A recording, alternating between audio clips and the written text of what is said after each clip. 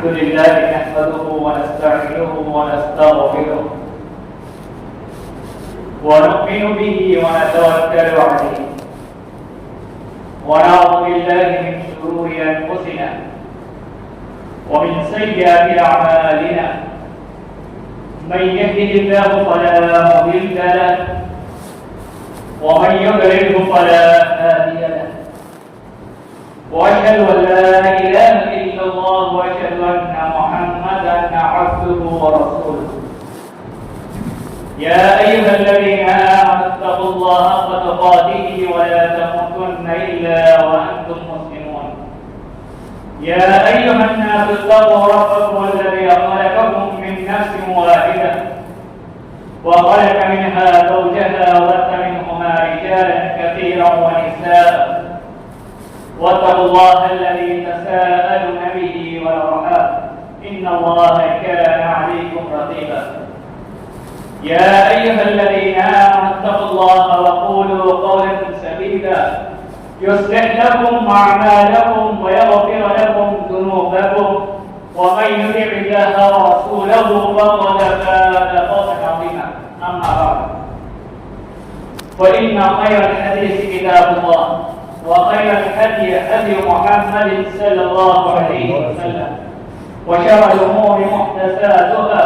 وكل محدثة بدعة وكل بدعة ضلالة وكل ضلالة في النار. أعوذ بالله من الشيطان الرجيم. وقال الله تبارك وتعالى في القرآن المجيد والفرقان الحميد واعبد ربك حتى يأتيك اليقين. وقال النبي صلى الله عليه وسلم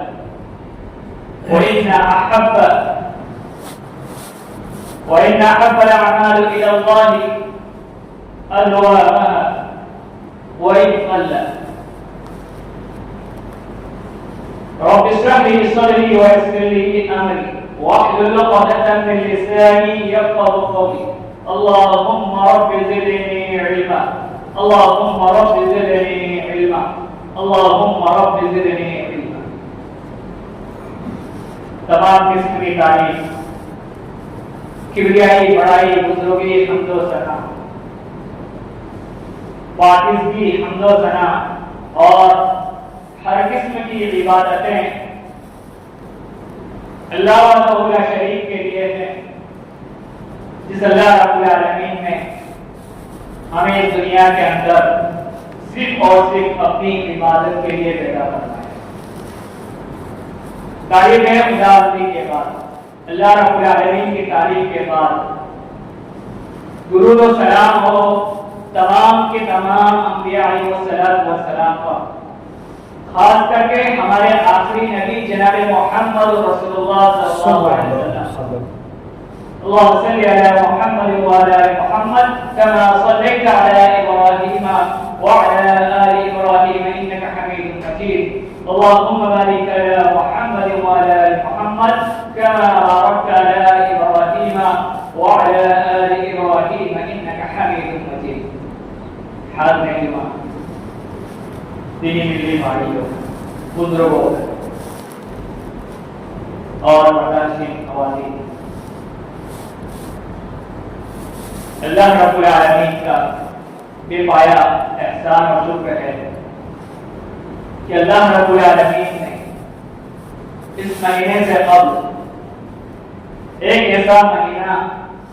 ہماری زندگی کے اندر نصیب فرمایا. ہمیں ایسے مہینے کے اندر زندگی گزارنے کا موقع فراہم فرمایا جو مہینہ برکت والا اور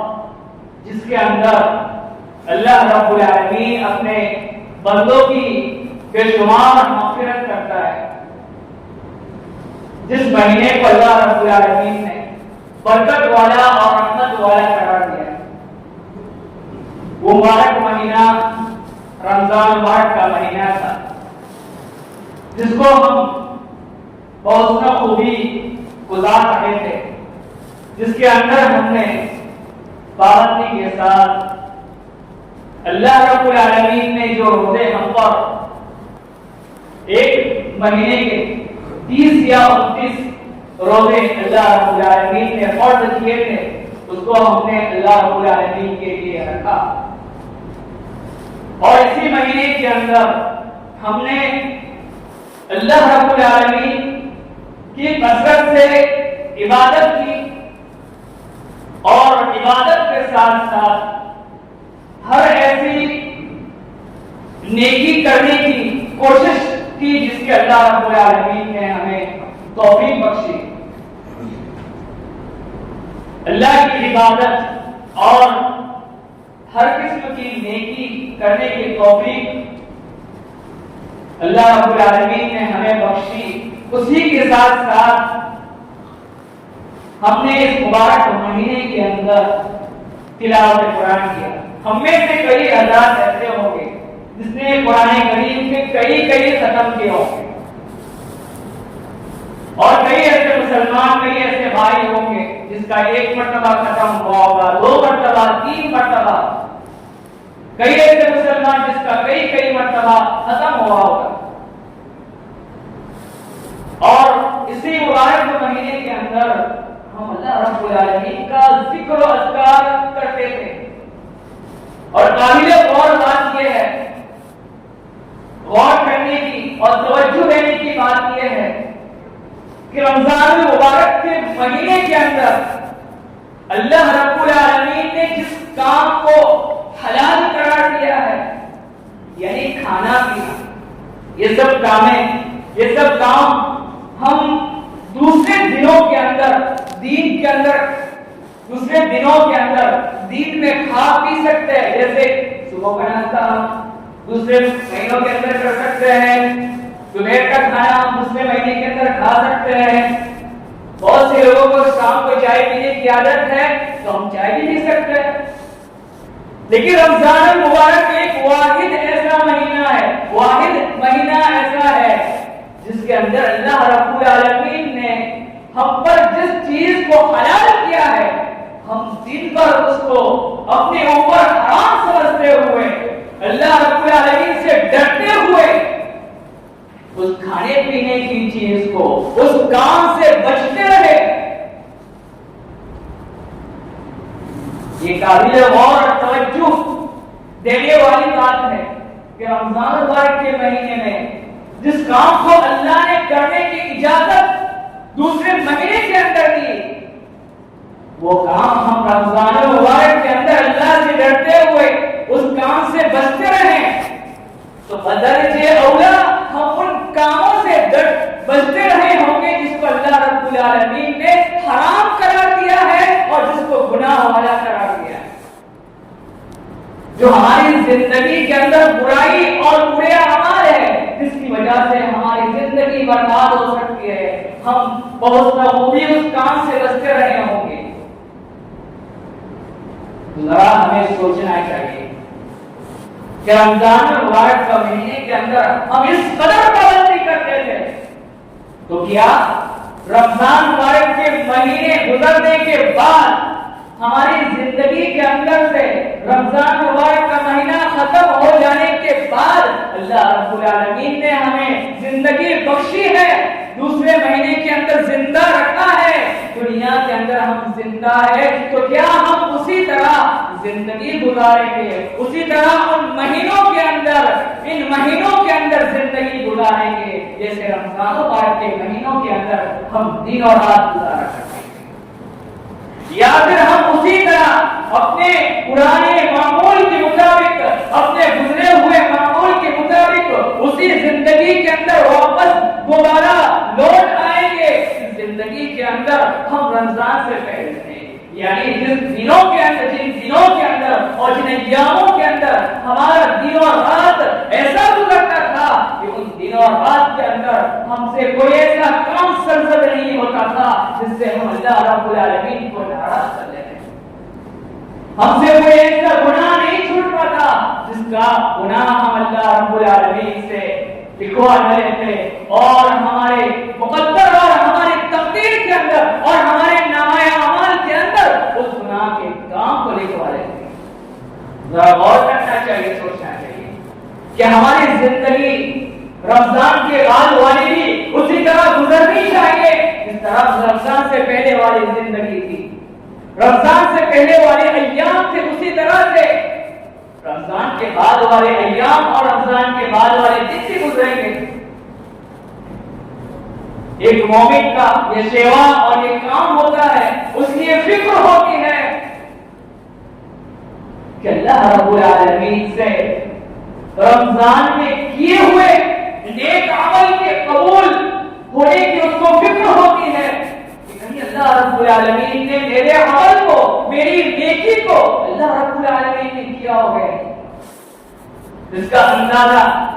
ہم اس بات سے لگا سکتے ہیں کہ رمضان المبارک کے اندر ہماری عبادتیں اور ہماری نیکیاں قبول ہوئی ہوگی یا نہیں ہوئی ہوگی، تو ہماری رمضان کے بعد والی زندگی ہمیں دیکھنا چاہیے کہ ہمارے رمضان کے بعد والی زندگی، رمضان کے بعد والے ایام کس طرح گزر رہے ہیں۔ ہمارے رمضان کے بعد والے دن اور ایام اس طرح گزر رہے جیسے ہم نے رمضان کے اندر زندگی گزاری ہے، دین کے اندر، دن اور رات کے اندر اللہ کی عبادت میں گزارا ہے، دن اور رات کے اندر اللہ کی عبادت کرتے رہے ہیں، ذکر و اذکار کرتے رہے ہیں، اور اسی طرح قرآن مجید کی تلاوت کرتے رہے ہوں گے جس طرح ہم نے رمضان کے اندر تلاوت کلام اللہ کیا، اور اسی طرح ہر نیک عمل کرنے کی کوشش کرتے رہے ہوں گے جس طرح سے ہم نے رمضان مبارک کے مہینے کے اندر نیک عمل کرنے کی کوشش کرتے رہے۔ یہ ایک مومن کا سیوا ہوتا ہے، یہ ایک مومن کا کیریکٹر ہوتا ہے کہ وہ رمضان کے اندر جس طرح زندگی بسر کرتا ہے، گزارتا ہے، اسی طرح سے رمضان کے بعد سے زندگی گزارتا ہے، بلکہ رمضان سے بہتر وہ زندگی کو، آنے والی زندگی کو بنانے کی کوشش کرتا ہے۔ ہو سکتا ہے اور اس کے اندر یہ فکر ہوتی ہے، ہو سکتا ہے اللہ رب العالمین نے یہ آخری رمضان ہمارے میرے مقدر کے اندر، میری تقدیر کے اندر لکھ دیا ہو، میری زندگی کے اندر یہ آخری رمضان ہو، اور اس کے بعد والا رمضان ہماری زندگی کے اندر آئے۔ ذرا سوچئے، غور کیجئے، ہم میں کئی ایسے مسلمان ہیں، ہمارے گھروں کے اندر کئی ایسے لوگ ہیں، کئی ایسے افراد ہیں، کئی ایسے نوجوان ہیں، کئی ایسے بزرگ ہیں، کئی ایسے بچے ہیں جو لوگ کہتے ہیں کہ ابھی ہماری زندگی کیا ہے، ابھی تو ہم بچے ہیں، ابھی تو ہم جوان ہیں، ابھی ہمارا بڑھاپا آئے گا۔ ذرا غور کیجیے، ہمارے گھروں کے اندر، ہمارے کنبے قبیلوں کے اندر، ہمارے محلوں کے اندر، ہمارے بستیوں کے اندر کئی ایسے مسلمان اور حضرات ہوں گے جن کی وفات رمضان سے قبل ہو گئی، اور ان کا انتقال پر، ان کے انتقال ہو جانے پر ہم ان کی تعزیت کے لیے 3 دن ان کے گھر کے چکر لگاتے رہے، ان کے گھر تک، ان کے گھر کے باہر بیٹھنے جاتے رہے، اور ان کی وفات کے بعد، ان کے انتقال کرنے کے بعد اپنے کندھوں کے اوپر کئی ایسے مردہ کو اٹھا کر اس کی نماز جنازہ پڑھنے کے لیے اس کو لے گئے، اور کندھے کی اٹھا کر نماز جنازہ پڑھنے کے بعد اس کو قبرستان تک پہنچایا، اور قبرستان تک پہنچانے کے بعد ہی وہاں ختم نہیں ہوا بلکہ اس کو مٹی کے نیچے دفنا دیا گیا، اور نیچے اسی مٹی کے نیچے ہمیں لکھا ہے ایک دن ہمیں اسی مٹی کے نیچے جانا ہے، اسی مٹی کے نیچے دفن ہونا ہے۔ کیا ہمارا صرف یہی کام ہے کہ ہمارے محلے کے اندر، ہمارے گھروں کے اندر کسی کی وفات ہو جائے، انتقال ہو جائے، اور ہمارے یہ بھی کام رہے کہ اس کے گھر کے باہر 3 دن تک اس کی تعزیت کے لیے بیٹھے رہیں اور اس کی نماز جنازہ پڑھیں، نماز جنازہ پڑھنے کے بعد اس کو دفن کر دیا جائے، یہی تک ہمارا کام ہے؟ بلکہ ہمارا یہ عمل ہونا چاہیے، ہماری یہ غور اور فکر ہونی چاہیے، یہ سوچ ہونی چاہیے کہ جن کے گھروں کے باہر، جن کی تعزیت کے لیے ہم بیٹھے ہوئے ہیں، جن کا جنازہ ہم نے اپنے کندھوں کے اوپر اٹھایا ہوا ہے، جن کا جنازہ، جس مردے کو ہم نے قبر کے اندر دفن کر کے آئے ہیں، ایک دن ہمیں اس قبر کے اندر آنا ہے، ہمارا بھی ایک دن یہی حشر ہونا ہے۔ محترم سامعین، آج کے خطبہ جمعہ میں انشاءاللہ میں کچھ ایسے کام کا ذکر کروں گا جو ہمارے لیے بہت ہی اہم ہے، جس کے ذریعے سے ہماری زندگی سنور سکتی ہے۔ سب سے پہلا کام اور سب سے پہلا نیک عمل یہ ہے کہ ہم کوئی بھی نیک عمل کرے، عبادت کرے تو اس کو ہمیشہ کرتے رہے، یعنی اس پر ثابت قدم رہے، اس کو چھوڑنے نہ پائے۔ اللہ تبارک و تعالی ارشاد فرماتا ہے وَاعْبُدْ رَبَّكَ حَتَّى يَأْتِيَكَ الْيَقِينُ۔ ذرا غور کیجیے گا، اللہ تعالیٰ فرماتے ہیں وَاعْبُدْ رَبَّكَ، اپنے رب کی عبادت کرتے رہے، حَتَّى يَأْتِيَكَ الْيَقِينُ۔ یہاں یقین سے مراد اللہ رب العالمین نے موت کو مراد کیا، یقین سے مراد موت ہے۔ حَتَّى يَأْتِيَكَ الْيَقِينُ، یہاں تک کہ تمہارا موت کا وقت قریب آ جائے، تمہارا موت کا وقت آ جائے، یہاں تک کہ اللہ رب العالمین کا بلاوا تمہارا آ جائے اور اس دنیا کو تمہیں چھوڑنا پڑے اور تمہاری جو اصل زندگی ہے اس زندگی کے اندر تمہیں جانا پڑے۔ تو ہمیشہ ہم اللہ رب العالمین کی عبادت کرتے رہے، جب کوئی نیک کام کو شروع کرے تو اس کو ہمیشہ کرتے رہنا چاہیے، یہ اللہ رب العالمین کا حکم ہے۔ اور اللہ کے رسول صلی اللہ علیہ وسلم نے فرمایا وَإِنَّ أَحَبَّ الْأَعْمَالِ إِلَى اللَّهِ أَدْوَمُهَا وَإِنْ قَلَّ۔ ذرا غور کیجیے اس حدیث کے اندر کہ بہت ساری نیکیاں کرنے کے بجائے کچھ ایسی نیکی کر لی جائے جس کو ہم ہمیشہ کریں، جس پر ثابت قدم رہے۔ اس حدیث کے اندر غور کیجیے، جس کا ترجمہ میں کرنے جا رہا ہوں، جس کا معنی بتانے جا رہا ہوں کہ اللہ کے رسول صلی اللہ علیہ وسلم نے فرمایا وَإِنْ أَحَبَّ إِلَى اللَّهِ وَإِنْ أَحَبَّ الْأَعْمَالِ، اللہ کے رسول نے فرمایا کہ میں چاہتا ہوں، احبہ کے معنی چاہنا، پسند کرنا، میں چاہتا ہوں کہ اعمال إِلَى اللَّهِ وَإِنَّ أَحَبَّ الْأَعْمَالِ إِلَى اللَّهِ، کہ میں چاہتا ہوں کہ اللہ کے لیے اعمال کیا جائے،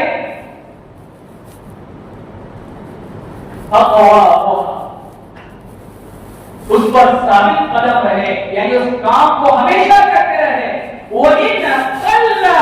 اگر اللہ کے رسول نے فرمایا وَإِنْ قَلَّ، قَلَّ کے معنی تھوڑا ہو، وَإِنْ قَلَّ اگرچہ تھوڑا ہو۔ اس حدیث کے اندر اللہ کے رسول صلی اللہ علیہ وسلم نے تھوڑی سی بات کہی لیکن اس کا معنی مطلب کئی زیادہ ہے۔ اللہ کے رسول صلی اللہ علیہ وسلم نے فرمایا کہ میں چاہتا ہوں کہ تم عبادت، تم عمل اتنا کرو، ایسا کرو کہ جس کو ہمیشہ کرتے رہو، گرچہ وہ عمل اور وہ نیک کام کم ہی کی نہ ہو۔ اس کا مطلب ہرگز یہ نہیں کیا جائے کہ 5 وقت کی اللہ رب العالمین نے نماز ہم پر فرض کی ہے تو ہم 2 وقت کی 3 وقت کی نماز پابندی سے پڑھتے رہے، باقی وقت چھوڑتے رہے۔ نہیں،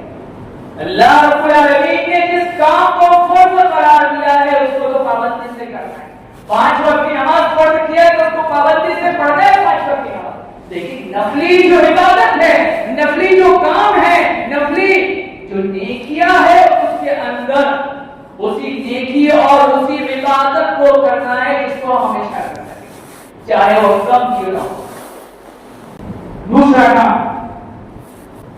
اپنے عمل کی فکر کریں، اپنے عمل کی فکر کریں۔ ہمیں غور کرنا چاہیے، سوچنا چاہیے کہ ہمارا دن اور رات کیسے گزر رہا ہے، ہمارے دل سے، ہماری زبان سے، ہمارے آنکھ سے، ہمارے ہاتھ سے اور ہمارے ہر اس چیز سے ہمارے دوسرے بھائی کو تکلیف نہ پہنچے جس کی وجہ سے ہم گنہگار بنتے ہیں۔ فَسَلِمَ الْمُسْلِمُونَ مِنْ لِسَانِهِ وَيَدِهِ، صحیح سالم مسلمان، حقیقت معنی میں مسلمان اور مومن وہی ہے جس کی زبان اور ہاتھ سے دوسرا مسلمان ہے۔ تو سب سے پہلا اپنے عمل کے متعلق سب سے پہلے کام یہ ہونا چاہیے کہ ہم اپنی نظریں کو جھکائے رکھیں، اپنی نظروں کو جھکائے رکھیں اللہ تبارک و تعالی ارشاد فرماتا ہے وَقُلْ لِلْمُؤْمِنِينَ يَغُضُّوا مِنْ أَبْصَارِهِمْ، اے نبی آپ مومن مردوں سے کہہ دیجئے کہ اپنی نگاہوں کو جھکائے رکھیں. اور اس کے بعد والی آیت کے اندر اللہ رب العالمین نے ان خواتین،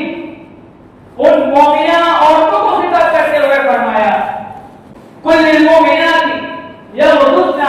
من ابصارهن، کہ نبی کہ اللہ کے نبی صلی اللہ علیہ وسلم آپ مومنہ عورتوں کو بھی کہہ دیجئے یغضضن من ابصارهن کہ وہ بھی اپنی نظروں کو جھکائے رکھیں. آنکھوں کے ذریعے جس قدر برائی ہو سکتی ہے وہ کسی اور چیز کے ذریعے نہیں ہو سکتی، کیونکہ آنکھ ہر وہ چیز کو دیکھ لیتی ہے، وہ اچھائی اور برائی کی چیز کو بھی دیکھ لیتی ہے. چاہے ہم خلوت میں ہو، جلوت میں ہو، لوگوں کے درمیان ہو، محفل کے اندر ہو، بازار کے اندر ہو، گھروں کے اندر ہو یا اپنے کمروں کے اندر ہو، کہیں بھی ہو، آنکھوں سے ایسے برائیاں، ایسی برائیاں سرد ہو جاتی ہے جس کا قابو کرنا، جس کی حفاظت کرنا ہر ایک مومن مرد، ہر ایک مسلمان اور ہر ایک مومنہ عورت، ہر ایک مومنہ عورت اور مسلمان عورت کے لیے ضروری ہے. اسی طرح سے دوسرا کام کہ اپنی زبان کو کنٹرول میں رکھے، اپنی زبان کو حفاظت کرے. اللہ کے رسول صلی اللہ علیہ وسلم نے فرمایا فَيَزْمَنْ لِي مَا بَيْنَ لِحْيَيْهِ وَمَا بَيْنَ رِجْلَيْهِ فَيَزْمَنْ لَهُ الْجَنَّةَ. اللہ کے رسول صلی اللہ علیہ وسلم نے فرمایا کہ جو مجھے اس بات کی ضمانت دے، جو شخص اس بات کی ضمانت دے، جو شخص مجھے دو چیزوں کے بارے میں ضمانت دے. پہلی چیز یہ ہے ما بین لحییہ، یعنی دونوں ہونٹوں کے درمیان والی چیز، یعنی زبان. دو ہونٹ کے درمیان کیا ہے؟ زبان ہے. اس زبان کی حفاظت کی ضمانت دے. آگے فرمایا اللہ کے رسول صلی اللہ علیہ وسلم نے وما بین رجلیہ، اور دو ٹانگوں کے درمیان والی چیز یعنی شرمگاہ کی حفاظت دے تو میں اسے جنت کی سرٹیفکیٹ دے، میں اس کو جنتی ہونے کو قرار دیتا ہوں کہ وہ جنتی ہے. ان دو چیزوں کی حفاظت کی ضمانت دے دے. زبان کی حفاظت کا شریعت کے اندر بہت زیادہ اہمیت دی گئی ہے، کیونکہ زبان کے ذریعے ہمارے مسلمان بھائی کو تکلیف ہو سکتی ہے، وہ کسی اور چیز سے نہیں. ڈنڈے کی مار تو برداشت ہو سکتی ہے، اس کا گھاؤ مٹ سکتا ہے، لیکن دل سے لگا ہوا گھاؤ اور زبان سے لگا ہوا گھاؤ اور زبان سے لگا ہوا مار کبھی ہمارے دلوں سے مٹ نہیں سکتا. تیسرا کام یہ ہونا چاہیے کہ ہمیشہ اپنے دل کو صاف رکھا جائے، اپنے دل کی صفائی کرتے رہنا چاہیے. کس چیز سے؟ برائی سے، گناہوں سے، اور ایک دوسرے کی غیبت، حسد اور کینہ، اور اپنے دوسرے مسلمان بھائیوں کو ترقی کے اندر دیکھتے ہوئے اس کی جلن اپنے دلوں کے اندر بسائے رکھنا، یہ بھی ہمارے اندر سب سے بڑی برائی ہے. اللہ کے رسول صلی اللہ علیہ وسلم نے فرمایا کہ جسم کے اندر سب سے قیمتی ٹکڑا اگر وہ درست رہ گیا تو پورا جسم درست رہے گا، اور جسم کا ایک ٹکڑا ایسا ہے اگر وہ بگڑ گیا تو اس کا پورا جسم بگڑ جائے گا. وہی القلب، حدیث کے آخر میں اللہ کس نے فرمایا وہی القلب، وہ دل ہے. یعنی دل صحیح سالم رہا تو اس کی زندگی صحیح سالم رہے گی، دل بگڑ گیا تو اس کی زندگی بیکار ہو جائے گی. حدیث کے اندر یہ بھی آتا ہے کہ آدمی جب گناہ کا کام کرتا ہے تو اس کے سینے کے اوپر، اس کے دل کے اوپر ایک کالا سا دھبا پڑ جاتا ہے، ایک کالا سا دھبا پڑ جاتا ہے. جب وہ گناہ سے معافی مانگ لیتا ہے تو وہ دھبا ختم ہو جاتا ہے. جب وہ گناہ پہ گناہ کرتے جاتا ہے اور اللہ سے معافی بھی نہیں مانگتا ہے تو وہ کالا سا دھبا اس قدر بڑھ جاتا ہے اس کا پورا حفاظت بھی بہت ضروری ہے. ایک لمبی حدیث ہے جس کے اندر اللہ کے رسول صلی اللہ علیہ وسلم نے ایک انصاری صحابی کو جنتی ہونا قرار دیا ہے. ایک مرتبہ حضرت انس رضی اللہ تعالیٰ عنہ راوی حدیث حضرت انس رضی اللہ عنہ کہتے ہیں کہ ہم اللہ کے رسول صلی اللہ علیہ وسلم کے ساتھ بیٹھے ہوئے تھے.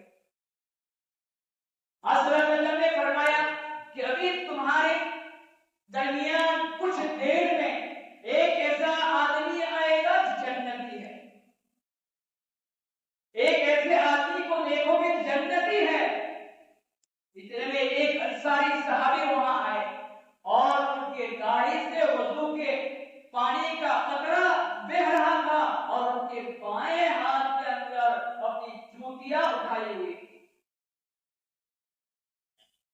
دوسرے دن بھی آپ صلی اللہ علیہ وسلم نے وہی فرمایا کہ تمہارے درمیان ایک ایسا آدمی آئے گا جنتی ہے. واپس وہی ایک انصاری صحابی آئے.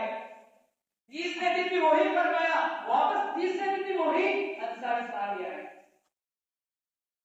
اور صحابہ کے اندر خلبلی مچ گئی, یہاں تک کہ ایک صحابی حضرت عبداللہ بن عمرو بن عاص رضی اللہ تعالیٰ ان کو شوق ہوا کہ آخر اللہ کے رسول نے ان کو جنتی کیوں قرار دیا. 3 دن تک آپ صلی اللہ علیہ وسلم نے اور 3 مرتبہ جنتی کہا. جب آپ صلی اللہ علیہ وسلم وہاں سے چلے گئے تو وہ حضرت عبداللہ بن عمرو بن عاص رضی اللہ تعالیٰ عنہ اس انصاری صحابی کے پیچھے پیچھے ہو گئے اور ان سے کہا کہ میں نے اپنے والد سے قسم اٹھائی ہے, اپنے والد سے قسم کھائی ہے اور انہیں بڑے اصرار سے آمادہ کیا ہے, راضی کیا ہے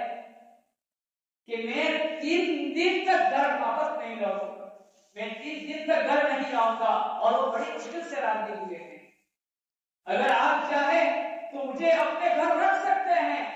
3 دن تک اپنے گھر رکھ سکتے ہیں اور میں وہی عمل کروں گا جو عمل آپ کریں گے. تو صحابی نے کہا چلو ٹھیک ہے, چلیے میرے گھر.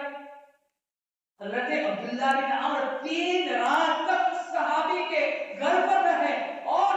ان 3 راتوں کے اندر اس انصاری صحابی کا راتوں کے اندر کوئی بھی ایسا عمل اس صحابی نے نہیں دیکھا, حضرت عبداللہ بن عمرو نے نہیں دیکھا جس کا کرنا, جس کو کرنے کے لیے وہ گئے تھے, جس کو دیکھنے کے لیے وہ گئے تھے. آپ کوئی بھی عمل رات کے اندر نہیں کرتے تھے. ہاں اتنا کرتے تھے کہ جب وہ صبح اٹھتے تھے تو اللہ رب العالمین کا ذکر کرتے اور فجر کی نماز کے لیے نکل جاتے تھے. دوسرے دن یعنی صبح میں اس صحابی حضرت عبداللہ بن عمرو رضی اللہ تعالیٰ عنہ نے اپنی بات کو ختم کروائی, حدیث کو ختم کر کے انشاءاللہ حضرت عبداللہ بن عمرو رضی اللہ تعالیٰ عنہ نے اس ساری صحابی سے کہا کہ میرے والد سے میرا کوئی قطع تعلق ہی نہیں ہوا, کوئی جھگڑا نہیں ہوا تھا, میں نے کوئی قسم نہیں اٹھائی تھی, لیکن بات یہ ہے کہ اللہ کے رسول صلی اللہ علیہ وسلم نے 3 دن تک آپ کے متعلق جنتی ہونا قرار دیا ہے. تو میں دیکھنا چاہتا تھا کہ آپ کا کون سا عمل ہے, کون سی ایسی عبادت ہے جس کی وجہ سے اللہ کے رسول صلی اللہ علیہ وسلم نے آپ کو جنتی قرار دیا ہے. وہ صحابی عبداللہ بن عمرو رضی اللہ تعالیٰ عنہ, عبداللہ بن عمرو بن عاص رضی اللہ تعالیٰ عنہ وہاں سے واپس لوٹ آئے, واپس آنے لگے تو اس انصاری صحابی نے حضرت عبداللہ بن عمرو بن عاص رضی اللہ تعالیٰ عنہ سے کہے رکیے, کہا میں وہی عمل کرتا ہوں, وہی کام کرتا ہوں جو آپ کرتے ہیں. پھر وہی کہا کہ میں وہی کام کرتا ہوں, وہی عمل کرتا ہوں جو آپ کرتے ہیں, لیکن میں اپنے دلوں کے اندر, اپنے دل کے اندر اپنے مسلمان بھائی کے تعلق سے کوئی چیز نہیں رکھتا, کوئی کینہ اور میں کپٹ نہیں رکھتا, کوئی حسد نہیں رکھتا ہوں. اور آگے سنیے اسی حدیث کا جو صحابی نے کیا فرمایا کہ جب کسی مسلمان بھائی کو اللہ کی طرف سے کوئی نعمت ملتی ہے اور کوئی خیر نصیب ہوتی ہے اس سے, تو میں اس پر چلتا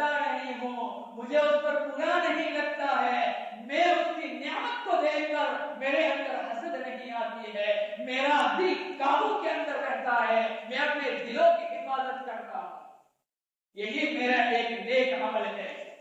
حضرت عبداللہ بن عمر رضی اللہ تعالیٰ عنہ نے فرمایا کہ یہی عمل کو دیکھ کر،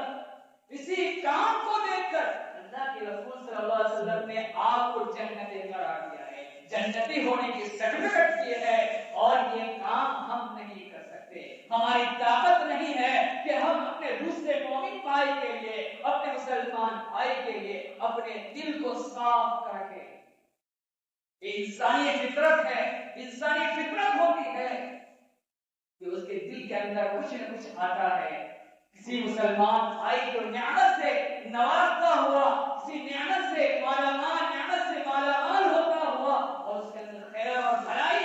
اس کی زندگی کے اندر آ جاتی ہے، تو اس کے دلوں کے اندر کچھ نہ کچھ نفرت آ سکتی ہے، آئے گی۔ اور ضرور ہم سوچتے ہیں کہ کہیں نہ کہیں اس نے غلط کام کیا ہے، یہ راتوں رات مالدار ہو گیا ہے، کہیں نہ کہیں اس نے ڈاکہ ڈالا ہے، کسی کا ناجائز مال ہڑپ کیا ہے، کوئی برا عمل کیا ہے، کوئی شرک والا کام کیا ہے، کوئی برا عمل کیا ہے، اس کی وجہ سے اس کو راتوں رات اتنا مال نصیب ہو گیا، ورنہ اس کی اوقات کیا ہے، اس کی اوقات کیا ہے کہ وہ ہماری حیثیت کے برابر ہو۔ اللہ کی نعمت دینا اللہ کا کام ہے، خیر اور بھلائی کا نازل کرنا اللہ کے ہاتھ میں ہے۔ جس کو چاہے نعمتوں سے نواز دے، جس کو چاہے خیر و برکت سے نواز دے، اور جس کو چاہے کنگال اور فقیر بنا کے رکھ دے، یہ اللہ کے ہاتھ میں ہے۔ ہمیں چاہیے کہ ہم رمضان مبارک کا مہینہ اسی طرح جس طرح گزارا ہے، ہم نے رمضان مبارک کا جس طرح گزارا ہے اللہ کی عبادت کے اندر، نیک کاموں کے اندر، اسی طرح ہم دوسرے مہینوں کے اندر جتنی زندگی اللہ رب العالمین نے ہمارے مقدر میں رکھی ہے، جتنے ایام اللہ رب العالمین نے ہمارے نصیب کے اندر رکھے ہوئے ہیں، اس کے اندر نیک عمل کرنے کی کوشش کریں گے، بلکہ رمضان سے بہتر اس زندگی کو، اس ایام کو بنانے کی کوشش کریں گے۔ اللہ تبارک و تعالی ہم تمام مسلمانوں کو جب تک اس دنیا میں زندہ رکھے نیک عمل کرنے کی توفیق عطا فرما۔ اللہ رب العالمین ہمیں دین اسلام پر چلنے کی توفیق عطا فرما۔ اللہ رب العالمین جو بیمار حال ہے، اللہ رب العالمین کو شفا کاملہ عاجلہ عطا فرما۔ اللہ رب العالمین جو مقروض ہے، قرض والے ہیں، اللہ رب العالمین ان کے قرض کی ادائیگی کروا دے۔ اللہ رب العالمین جو ہمیں راہ راست سے بٹے ہوئے ہیں لیکن عبادت سے دور ہیں، اللہ رب العالمین انہیں ہدایت کا راستہ عطا فرما، انہیں اپنی عبادت والا قرار دے۔ اللہ رب العالمین ہم تمام مسلمانوں کو ایک بنا، نیک بنا، آمین۔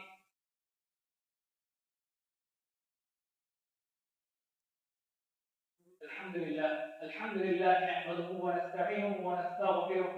ونؤمن به ونتوكل عليه ونعوذ بالله من شرور انفسنا ومن سيئات اعمالنا، من يهده الله فلا مضل له ومن يضلل فلا هادي له، واشهد ان لا اله الا الله واشهد ان محمدا عبده ورسوله، اما بعد فان خير الحديث كتاب الله وخير الهدي هدي محمد صلى الله عليه وسلم، وشر الامور محدثاتها وكل محدثه بدعه وكل بدعه ضلاله وكل ضلاله في النار۔ عباد الله إن الله يأمر بالعدل والإحسان وإيتاء ذي القربى وينهى عن الفحشاء والمنكر والبغي يعظكم لعلكم تذكرون، ولذكر الله تعالى أكبر والله يعلم ما تفعلون۔